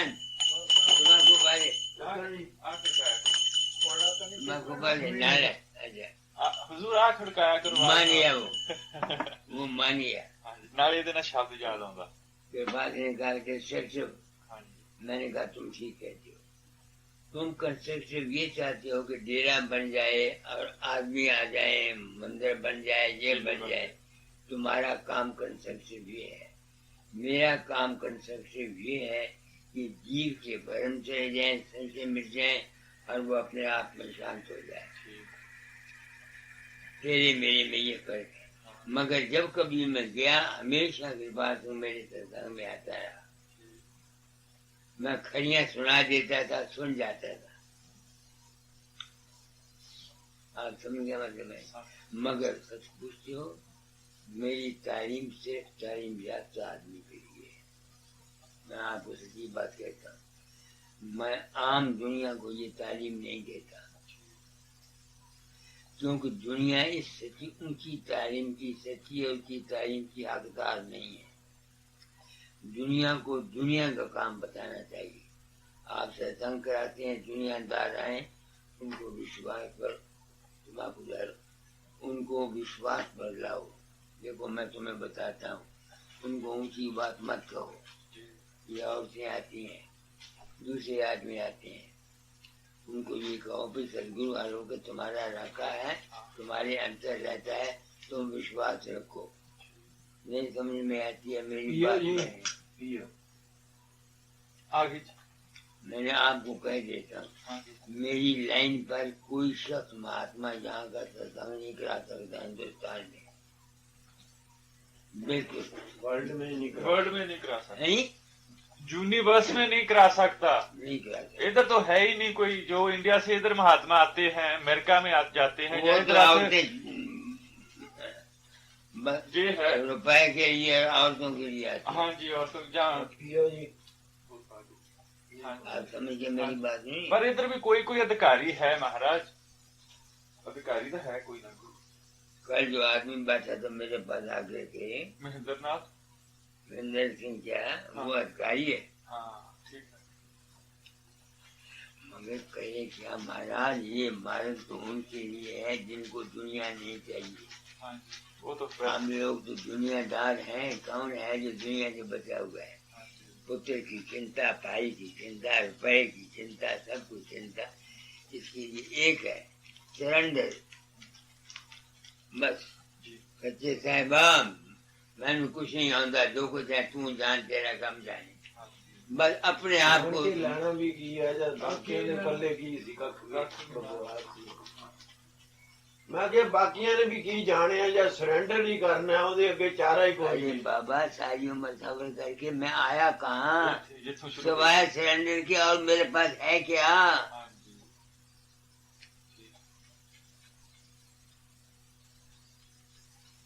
बस ये ग्रह ऐसे हैं, ये मुझे यश और मुझे नाम मिलना है। मेरे कर्म है पीछे। हाँ एक सन्यासी था वो मेरे पास रहा, उसने कुछ काम भी किया। ये बड़ा अंग्रेजी का था। वो जिसने आपकी किताब ट्रांसलेट की है 5 नाम हाँ, की। तो मैंने उसको बोला, मैंने कहा अगर मेरे मंदिर में रहना चाहते हो कपड़े उतार दो पगड़े, पगड़े कपड़े उतार दो तो रहो, वरना नहीं। चलो मैं पगड़े कपड़े वाले हमारे आसमान दे नहीं बहुत पैसे। साडी लाइफ इतना बीती है। मैंने कहा औरतें हैं बेवकूफ, ये पगड़े कपड़े वाले को देख के उनके पीछे दौड़ती है, नहीं समझ आती है। अच्छा उसकी आदत आई। मैंने कहा बेवकूफ, मैरिड से हो? अच्छा। और उसको जवाब दिया तू आप तो नपुंसक है। हाँ, मैंने उस सन्यासी को बोल दिया और तेरे में अपनी ताकत नहीं है, बीमार रहता है और उसकी इतनी मुट्ठी है। अरे आपने ऐसे ही कहा। ठीक है। मैंने कहा औरत तेरी इतनी मुट्ठी है, नहीं वो गल क्लियर बहुत कुमार। मगर अपना कहते कोई ਤੁਸੀਂ महात्मा कढो हाँ। सामने खड़ा तो होवे चैलेंज के दे के आया अमेरिका से कहने महात्मा हिंदुस्तान दे आए कोई मेरे को ले आओ सिवाय इसके कि थोड़ियां नौजवान लड़कियां ने खराब कर दे और इस करके ਤੁਸੀਂ कहने योगी है योगी है तो महात्मा जितना बड़ा ठाक ओटा बड़ा संत। आप समझ रहे हैं? बिल्कुल मारे संत ਤੁਸੀਂ ਪਰ ਤਾਂ ਇਹਨਾਂ ਨੂੰ ਹੁਣ ਦੋ ਆਦਮੀਆਂ ਦਾ ਦੱਸਿਆ ਕਿਸੇ ਨੇ ਤੇ ਉਹਨਾਂ ਦੀਆਂ ਪ੍ਰਾਈਵੇਟ ਸੈਕਟਰੀਆਂ ਕਹਿੰਦੀਆਂ ਵੀ ਸਾਡੇ ਨਾਲ ਰਹਿੰਦੇ ਨਾਂ ਨਹੀਂ ਲੈਂਦੇ ਕਹਿੰਦੇ ਅਸੀਂ ਨਾਂ ਕਿਉਂ ਲਈਏ ये दर्शन सिंह कृपाल सिंह का लड़का आया। हाँ ठीक। मैंने कहा कृपाल सिंह मेरा दोस्त था, तू काम कर सिंचाई के कर। तो उसका सेक्रेटरी आया, मेरे को आया तो स्टॉल लगी मैं क्या कोई गुरु नहीं चाहता। मैं क्या दर्शन सिंह को पूछो, तजर्बा हो जाएगा। उस दिन के बाद दर्शन सिंह ने कभी मुझको दर्शन नहीं दिए। ਉਹ ਚੱਲ ਹਜ਼ੂਰ ਇੱਕ ਹੋਰ ਗੱਲ ਹੈ, ਜਿਹੜੇ ਚੇਲੇ ਉਹ ਨਹੀਂ ਮਾਣ ਆਉਣ ਦਿੰਦੇ। ਉਹ ਜਿੱਦਾਂ ਕਬੀਰ ਦੀ ਬਾਣੀ ਆ, ਉਹਦੇ ਚ ਕਬੀਰ ਨੇ ਲਿਖਿਆ ਉਂਗਲਾਂ ਤੇ ਨਚਾਉਂਦੇ। ਗੁਰੂ ਨਾਨਕ ਸਾਹਿਬ ਨੇ ਵੀ ਇਹ ਕਿਹਾ ਵਾਇਨ ਚੇਲੇ ਨੱਚਣ ਗੁਰ। बस ਗੁਰੂ ਨੱਚਦੇ ਉਂਗਲਾਂ ਤੇ, ਸੰਤ ਵੀ ਨੱਚਦੇ ਆ ਏਦਾਂ, ਚੇਲੇ ਨਚਾਉਂਦੇ ਆ। ਜੇਕਰ ਅਸਲੀਅਤ ਕੋਲ ਹੋਵੇ ਉਹਨਾਂ ਨੂੰ ਕੀ ਕੋਈ ਆਵੇ ਚਾਹੇ ਨਾ ਆਵੇ। ये बाबा चरण सिंह ने ये सच्चा ਇਹ आदमी। ਸੱਚੀ ਆ। पहली दफा जब गद्दी पर बैठा तो होशियारपुर आया। पहले तो मैंने उसके सिर पर हाथ रखा चरण सिंह के ऊपर, फिर मैं उसको जफ्फी डाली, फिर मैं उसके पाँव को मत्था देखा। मैंने कहा सिर पर हाथ इस वास्ते रखा है कि तू बाबा सामर सिंह का पोता है और मेरे पुत्र के बराबर है, इस वास्ते तुमको प्यार दिया। तुम भी आदमी हो, मैं भी आदमी हूँ, इस वास्ते तुमसे मिला। तुम गुरु गद्दी पर आए हो, इस वास्ते तुम्हारे पैरों को हाथ लगाया। फिर गया मिला, मुझे साफ कहा कि ये मुझ पर तो काम ठोसा गया है। किताबें पढ़ के लोग लिख लेते थे ऐसी से सारी दुनिया वाला, तो ये उस पर सत्संग कराता था। अब ये समझदार हो गया, एक्सपीरियंस होगी, समझदार है। पढ़े लिखे हैं। देखो याद रखो सरदार जी, गुरु इष्ट है। जिस तरह से औरत इष्ट है, तुम किसी दूसरी औरत को कुछ नहीं कह सकते, अपनी औरत की इष्ट है। औरत का इष्ट खावंद है। इस तरह से बाहर का गुरु इष्ट है। अगर बाहर का गुरु मुकम्मल है तो बेहतर। अगर नहीं भी है, चेला अगर सच्चा है वो ले जाएगा। सच्चा चेला गुरु को भी तार देता है। स्वामी जी के पास लोग गए, राय साहब राम साहब के पोस्ट मास्टर जनरल की बड़ी तारीफ की, आपके बड़े सच्चे भगत है, किताब में लिखा हुआ है। तो स्वामी जी ने जवाब दिया, क्या पता है राय साहब मेरा गुरु है कि मैं राय साहब का गुरु हूँ।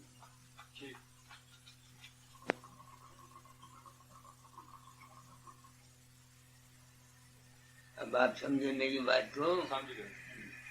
किताबी इल्म छोड़ के सदाजी एक बात तुमको कहता हूँ, दूसरी बात ही मैं जानता। अपनी आत्मा में सच्चे बनो और कीर्तन की परवाह न करो, किसी की परवाह न करो। अपने आप को उस मालिक के हवाले करते रहा करो। उसका एक रूप मान लो, मान लिया होता। जब तक प्रकाश और शब्द नहीं खुला। हाँ जी। अगर प्रकाश खुल गया, शब्द खुल गया, प्रकाश गुरु के चरण है। ठीक। ये रात में मत मिलेगा। प्रकाश गुरु के चरण है और शब्द गुरु का रूप है। जब तक वो नहीं खुलता, जब तक रूप जो तुम्हारे अंदर प्रकट होता है उसको पूर्ण मानो। गुरु को इंसान का रूप मत समझो। तुम्हारा काम जिंदगी का बन जाएगा। सुबह शाम जो वक्त मेरे सच्चे बन के अपने आप को उसके सबूत करते रहा करो। बाकी दुनिया का काम है अकल से करो, अकल से करो, रोटी कमाओ। सरदार जी पेट में रोटी नहीं है, उसको राम राम कहो, क्या करेगा। हमें बातें बनाते हैं। इस वास्ते मैंने इंसान बनने की आवाज उठाई है। मैंने अपने आश्रम का नाम कोई नाम नहीं रखा, रूहानी नाम नहीं रखा। पहले इंसान बना। पेट में रोटी नहीं है तो क्या है।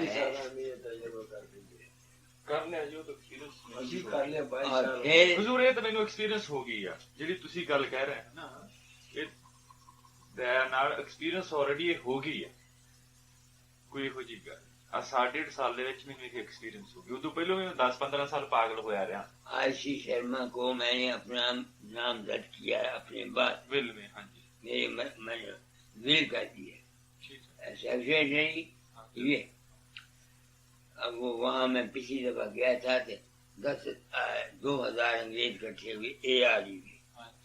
तो मैंने शर्मा को बोला, मैंने कहा शर्मा बात सुन ले सच के सामने, जितनी लड़कियां हैं अंग्रेजों की यहाँ, तुमने सबको अपनी लड़कियां या बहनें या माएँ समझना। अगर तुम ये नहीं करोगे तो ये काम मत करना। साफ कर दो, कोई लिहाज नहीं। अब मैं आया हूँ, मैं क्या तुम्हारे बच्चे हैं तो खबरदार। उसकी औरत भी थी। मैंने कहा ये बूढ़ी हो चाहिए तुमने अब स्त्री और पुरुष बन के नहीं रहना, मगर ये कानून तुम्हारे वास्ते नहीं है मेरे वास्ते क्योंकि तुम्हारी उम्र 35 ईयर्स की है। नहीं जी 29 है। हाँ जी। तुमने अभी दुनिया में रहना है। स्त्री की इच्छा पर रहो। देखो मैं तुमको सच्ची बात बताता हूँ, कोई पाप नहीं। औलाद पैदा करने के लिए सिर्फ स्त्री की इच्छा पर रहो। आप समझते मेरा आपको कोई पाप नहीं है। दूर ਜਦੋਂ ਦਾ ਮੈਂ ਤੁਹਾਨੂੰ ਮਿਲਿਆ ਲਾਈਨਾਂ ਬਦਲ ਗਈਆਂ ਇੱਕ ਮਹੀਨੇ ਚ। बदलने एक ख्यालात के साथ बदल जाती है। देख ले ये तो हाँ देखो ये लाइन भी आ गई इंट्यूशन की। ये लाइन इंट्यूशन यहाँ हो रही है। ਇਹ ਵੀ ਇੰਟਿਊਸ਼ਨ ਕੀ ਹੋਗੀ। ਹਾਂ ਤੁਸੀਂ ਕਿਰਪਾ ਰੱਖੋ। पियो जी जरा बुझ जाता देखो ਅੱਛਾ ਇੱਕ ਮਾਰੇ ਹੋਰ ਕਿਰਪਾ ਕਰਿਓ ਅਜੇ ਮਹੀਨਾ ਇੱਥੇ ਮੇਰੇ ਤੇ ਬਸ ਆਹ ਮੇਰੇ ਕੇ ਕਰੋ ਕਿ ਮੇਰਾ ਸਤਿਗੁਰੂ ਤੋਂ ਵਿਸ਼ਵਾਸ ਨਾ ਟੁੱਟੇ ਇਹ ਮੈਨੂੰ ਯਕੀਨ ਹੋ ਗਿਆ ਕਿ ਸਤਿਗੁਰੂ ਕੋਈ ਬੰਦਾ ਨਹੀਂ ਹੈ सतगुरु हर वक्त तुम्हारे साथ है। ਆਪਾਂ ਇਹ ਮੈਨੂੰ ਪੱਕਾ ਵਿਸ਼ਵਾਸ ਹੋ तू ये समझ ले कि 24 घंटे वो तुम्हारा है और तुम उसके हो। अरे गुरु नानक साहब के चेहरे होकर के तुमको इतना पता नहीं। गुरु नानक साहब सौदा तोड़ने लगे, उनको यकीन था कि वो मालिक के हैं। सौदा तोड़ते हुए जब तेरा पर आए, मैं तेरा मैं तेरा मैं तेरा सौदा तोड़ते गए, मैं तेरा मैं तेरा। वो सौदा तोड़ना तो भूल गया, वो ख्याल रहा मैं तेरा मैं तेरा मैं तेरा मैं तेरा मैं तेरा मैं तेरा मैं तेरा। सौदा दे गए, लोगों को शक पड़ा कि इसने लौटा दिया। गुरु नानक साहब का सारा टेस्ट किया आगे, सब पूरा निकला। बड़ा विश्वास में बड़ी ताकत है। मेरी कामयाबी का राज यही है कि मेरा विश्वास था। मैंने कभी नहीं सोचा महाराज जी के कितने लड़के हैं, कितनी कमाई है, क्या काम करते हैं, क्या नहीं करते, कभी नहीं। आपने तो ये कहा कि जो गुरु करता है वो मत करो, हाँ। जो गुरु कहता है वो करो। बस बात खत्म है, दो तो लफ्ज है। हर शब्द की प्रकृति अलग है। मुझे हजूर आपने फरमाया था कि परशुराम सिमरन वगैरह भजन छोड़ दो, मैं जिम्मेदार हूँ, आप चरखा काटो। मुझे हुक्म हुआ, मैंने चरखे में कमाल कर दिया। पंजाब में 2 दफा फर्स्ट आया, 2 दफा इनाम हासिल किया, आपको पता अखबार में भी आया। तो इन्होंने कहा यही जिंदगी, नाम से क्या करोगे, नाम से। अब अमीर है ये किसी की बात कमी नहीं है। किसी बात कमी नहीं। अब देखो मैं तुम्हारे पास आया, हाँ जी मुझे मालूम है कि तुम्हारी तनख्वाह कितनी है और तुम्हारी और की क्या है, मैं जानता हूँ। मैंने फौरन $25 इसको दे दिए। क्यों दिए? सिर्फ इस ख्याल से कि हमने 5-7 दिन रहना है, नहीं समझ में आई है ना, ताकि मैं तुम पर बोझ न पड़ूं। तो आगे तुमने बथेरा खर्च किया, थोड़ा दिया। मैंने $25 अपने पास से तुमको दिए। हजूर मैं बेनती करा एक ये नहीं सवाल, मैं आपको अपनी बात बताता हूँ। पैसे हाँ, पैसे वाला आदमी है, वो देता है, मुझे कोई इनकार नहीं, ये बात नहीं है। आप कोई अमीर तो है नहीं कि आप अमीर हैं, आपके पास इतना पैसा है कि आप मेरे लिए, आगे तुमने बहुत खर्च किया अपने जज्बे में आकर के। नहीं जी सौदा कीता, सौदा ठा मैं बहुत बड़ा।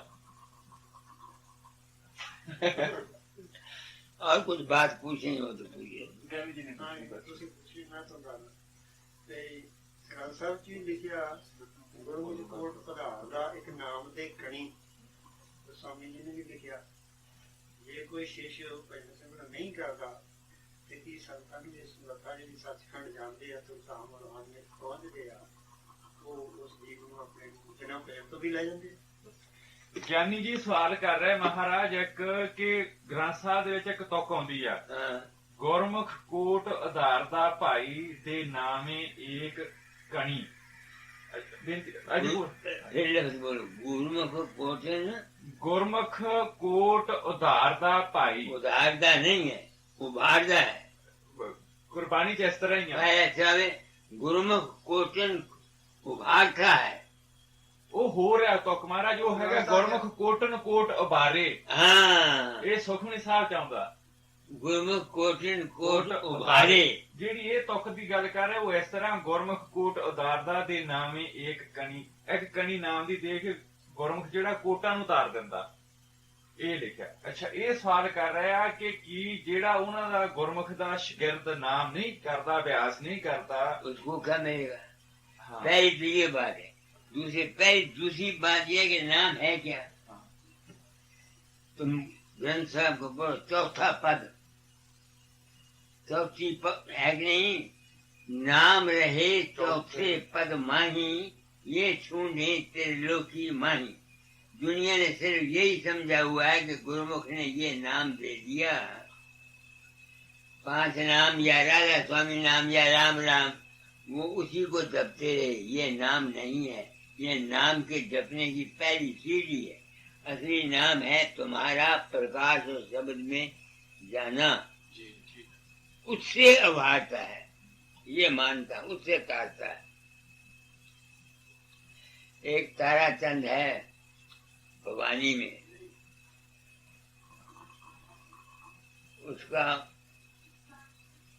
मेरे मानवता मंत्र से 3 गुना ज्यादा रकबा है, क्योंकि अज्ञानी आदमी आते हैं, वो पैसा बहुत देते हैं। अच्छा, उसके पास कितने कमा जमीन है, अपनी कमाई वो आप खाता है। उसके 10 किले जमीन है, वो 10 किलो जमीन में से छोले आप बीजता है, आप खाता है। किसी से संगी का नहीं लेता। और मैंने ब्रह्मचारी है, मैंने कहा 3 महीने खामोश रहा करो, बरसात के अपने घर में बैठे, बोले मत करो, चुप मौन तारो। और किसी औरत को, है बूढ़ी हो या जवान हो, अपने कमरे में मत आने दो, क्योंकि वो यानी शादी से नहीं कराई। तुम्हारा काम चल जाएगा। उसके बड़े बड़े वजीर उसके शागिर्द हैं, हजारों आदमियों के। वो मेरे पास आया करता है, कुछ नहीं पढ़ा हुआ, अपनी देहाती जुबान में कबीर के शब्द तंबूजे पर गाया करता है, सत्संग में सत्संग कराता है। आप समझते हैं ना। अब वो उसका पिछला कर्म था, उसने छोटी उम्र से इसको शौक था, तो उसको एक मेरा गुरु भाई था, उसने कहा था भाई मैं तो राधा स्वामी नाम तुमको दे देता हूँ, मगर अगर असली बात पूछो तो हमारे सबसे बड़ा भाई कबीर चंद है, उसको मिलना। अच्छा। तो वो दिल्ली आया, मैंने सोचा कि अगर कबीर चंद संत होगा तो मुझे अपनी जूस देगा। तुम्हारा और पापा ये नहीं चलिया। अच्छा जी, वो अव्वल तो भीड़ बहुत थी जहरे पर, बड़ी मुश्किल से वो अंदर आया, सादा कपड़े थे, मुझे क्या पता कौन है। यूं बैठ गया, मैं चाह पीने लगा, मैंने कुलोरा उसके हवाले कर दिया, 2 फूट लेके उसको दे, उसका विश्वास बैठ गया। उसने मुझसे कहा कि मैं ये काम करना चाहता हूँ परमार्थ का और नाम का। मैंने कहा ये शर्तें हैं कि अपनी रोजी आप कमा के खाओ, अपनी रोजी आप कमा के खाओ, किसी सत्संगी का पैसा तुमने नहीं लेना, किसी औरत के पास तुम की तरफ नहीं देखना, तेरा काम चल जाएगा। अब उसका काम मुझसे भी ज्यादा चला हुआ है, मेरे काम से 3 गुना काम ज्यादा है। अपनी कितने कमा, उसकी जमीन 2 कुएं होते हैं, और जगह खारा पानी निकलता है वहाँ हमेशा पानी निकलता है। गरीब आदमी जाते हैं, गायियाँ गरीब जाती हैं, बूढ़े आदमी जाते हैं, उनको रोटी देता है, उनके काम करता है। अब समझो मेरा मतलब। तो ये है कर्म पिछले जन्म किया, इसके मैंने ये नहीं है।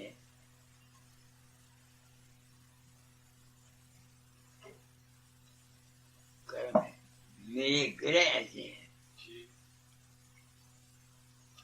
मेरे ग्रह ऐसे हैं, ग्रह। एक जोशी ने मेरा टेवा देखा था, गिदर बाय से मानता था मैं। वो जोशी का खन्ने का बड़ा भाया, वो आया, उसको कोई रेलवे में काम था, वो मैंने करा दिया। मैंने घर से रोटी मंगवा के उसको दे दी, रोटी खा ली। मैंने कहा ये टेवा ले आओ अपना, मैं टेवा ले गया। वो टेवा 8 घंटा देखता रहा। उसने कहा और किसी को जोशी को पता नहीं था, मैंने लाखों ऋषियों मुनियों संतों के लिए आपके 8 ग्रहों का असर इस वक्त 9वें घर में है। 9वां कर्म धर्म का होता है। बृहस्पति 10वें घर में है आपके, पिछली उम्र में बैठी होकर 9वें घर में आ जाएगा। आपके 9वें घर पर 9 ग्रहों का असर होगा। आप कुछ ऐसा काम करेंगे जो आज दिन तक किसी ने किया नहीं। क्या काम करेंगे ये मुझे पता है। तो मैंने सिर्फ सच्चाई का चोला पहना, क्योंकि मेरी अंतर और बाहर सच्चाई है। अगर किसी को मैं कोई बात कह देता हूँ तो ये नहीं कि मैं करता हूँ, वो उसके कर्म में होती है और मेरे मुंह से निकल जाती है।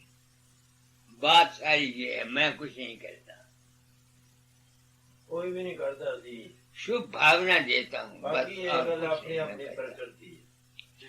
दुखी मेरे पास आते हैं, मैं दाता से यही प्रार्थना करता हूँ, दाता तूने काम दिया था, मेरे तो बस में कुछ नहीं, अब मैं क्या करूँ, इसका भला हो। बस जो विश्वास करते हैं उनका भला हो जाता है। मैंने किसी को नाम नहीं दिया, चेला नहीं बनाया, 1000 आदमी मेरे पीछे फिरते हैं, मेरे शागिर्द नाम देते हैं। अच्छा, जो मेरे चेले हैं जैसे अपने, कृष्ण थे, वो नाम देते हैं लोगों को। उनको आपने मुकर्रर किया? उनको क्या तुम नाम दिया करो, मैं नहीं किसी को नाम देता, क्योंकि मैंने ये समझा है आनंदकारी को नाम देना एक माँ बाप है। ठीक, वो उनके अपने कर्म है, वो करते हैं। पैसा उनको बोला खाओ या ना खाओ, खाते हो आप, मरोगे मेरा क्या जाएगा, मुझे क्या है। तो आपने ये काम कितने मनुष्यों को दिया? मैंने तो सिर्फ 1942 में 15-20 आदमी को नाम दिया। नहीं, उसके बाद मुकर्रर कितने आदमी को? 12 आदमी, 1000 आदमी फिरते हैं। मैं हैदराबाद जाता हूँ, कम से कम 8000 आदमी, 9000 आदमी इकट्ठा होता है। सारा से बसंत पर मैं जाता हूँ। हैदराबाद में दोपहर पर सत्संग होता है, कम से नहीं, कम पूछो 6-7 आदमी। नाम दा किन्ने है गो, और मेरे हुजूर- सत्संग में सिर्फ राधा स्वामी नहीं आते इकट्ठे महाराज। छड़ के तो हजारां ही हुंदे नहीं ने। हुजूर, जेड़े जिमें कृष्ण था है ना आपका शागिर्द, मैंने सिर्फ मैं शिविर बनाया, नहीं नहीं, ਤੁਹਾਡੇ ਤੋਂ ਉਹਨੇ फायदा बहुत उठाया सत्संग तो। उसने फायदा उठाया अपने ही विश्वास से। हाँ जी, मैं जानता हूँ, उसने मुझको लिखा कि मैंने एक साधु के नाम लिया था, कृष्ण ने मुझको लिखा, और कृष्ण मैंने उस साधु की 10,000 रुपया सेवा की, उसका बना दिया, कुटिया बना दी देहरादून में। हमें कुछ नहीं मिला। तो जब 10 साल के बाद मैं उसके पास गया तो उसने कहा तुम और तुम्हारी बीवी सन्यासी हो जाओ। मेरी बीवी ने इनकार किया, समझे ना। उसने मुझको लिखा आप नाम दे दो। मैंने कहा मैं नाम किसी को नहीं देता, मेरे गुरु ने मुझको राया समय नाम दिया था, गुरु स्वरूप का ध्यान किया था, तुम जहाँ से मर्जी नाम ले। उसने मेरे रूप को,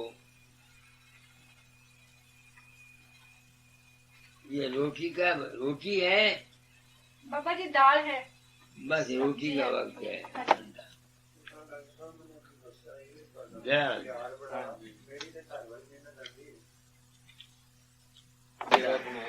हाँ जी, जो कुछ मैंने समझा यही मानिए। हाँ जी, दुकान मेरी समझ में जो आया मैंने बताया। मगर जो ग्रंथ साहब में लिखा हुआ उसको नहीं समझते। वो ही कहता हूँ, वो टेप छोड़नी चाहिए, उससे कोई फायदा नहीं। वो इसके मैं ये नहीं कि ग्रंथ साहब की टेक छोड़ गई, नहीं, इसका मतलब ग्रंथ साहब के शब्दों के अर्थ को समझने की कोशिश करनी चाहिए। यही बात।